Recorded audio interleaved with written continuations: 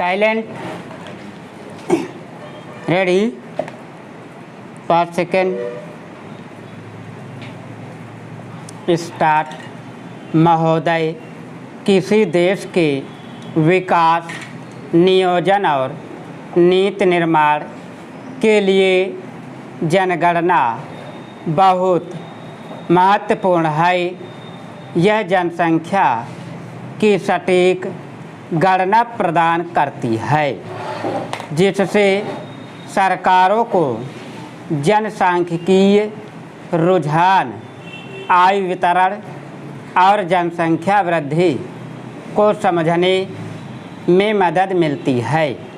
बुनियादी ढांचे, स्वास्थ्य सेवा, शिक्षा और सामाजिक सेवाओं के लिए धन जैसे संसाधनों का आवंटन जनगणना के आंकड़ों पर निर्भर करता है।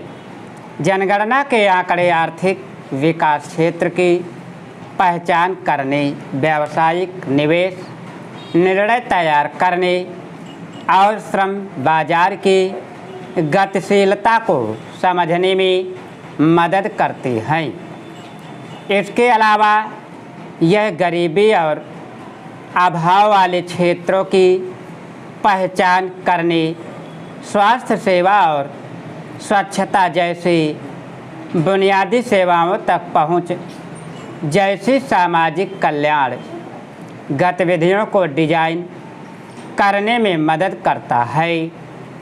उदाहरण के लिए, अगर राष्ट्रीय खाद्य सुरक्षा अधिनियम की कवरेज को संशोधित करने के लिए अद्यतन जनगणना के आंकड़े उपलब्ध होते तो सब्सिडी वाले खाद्य राशन के लाभार्थियों की संख्या में 100 मिलियन से अधिक की वृद्धि होने का अनुमान है।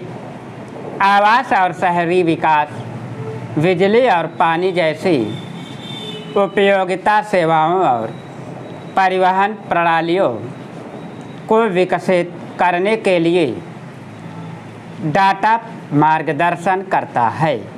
इस प्रकार यह सूचित निर्णय लेने में मदद करता है। जनगणना में देरी और लोकसभा निर्वाचन क्षेत्रों के सीमांकन में बार बार स्थगन के कारण ऐसी स्थिति पैदा हो गई है कि वर्तमान निर्वाचन क्षेत्र 1971 में लिए गए 50 साल से अधिक पुराने आंकड़ों पर आधारित है। एक राय यह है कि सत्तारूढ़ पार्टी जानबूझकर जनगणना में देरी कर रही है, क्योंकि वह 2029 के लोकसभा चुनावों की प्रत्याशी में परिसीमन अभ्यास को तेज करना चाहती है। संविधान के 64वें संशोधन में कहा गया है कि अगला परिसीमन अभ्यास 2026 के बाद पहली जनगणना पर आधारित होना चाहिए।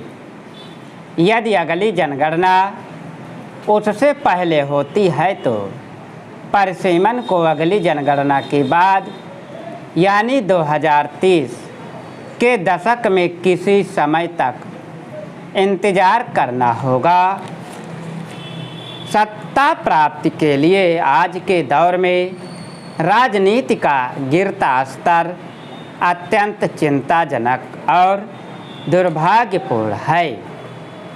भारत की पहचान अनेकता में एकता को खंड खंड करने की राजनीतिक दलों की बढ़ती प्रवृत्ति स्वस्थ लोकतंत्र के लिए शुभ संकेत नहीं है।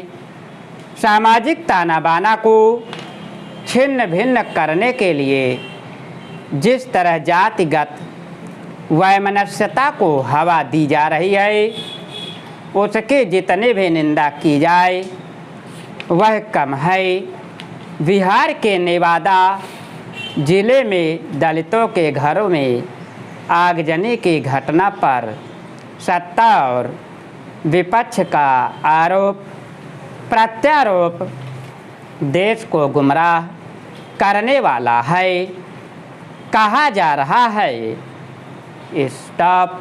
अगर तुम लोग नए हो तो सब्सक्राइब करो, वो जो लाल वाला बटन है उसके साथ सूर्य नमस्कार करो या फिर अनुलोम विलोम, मुझे नहीं पता, बस क्लिक हो जाना चाहिए।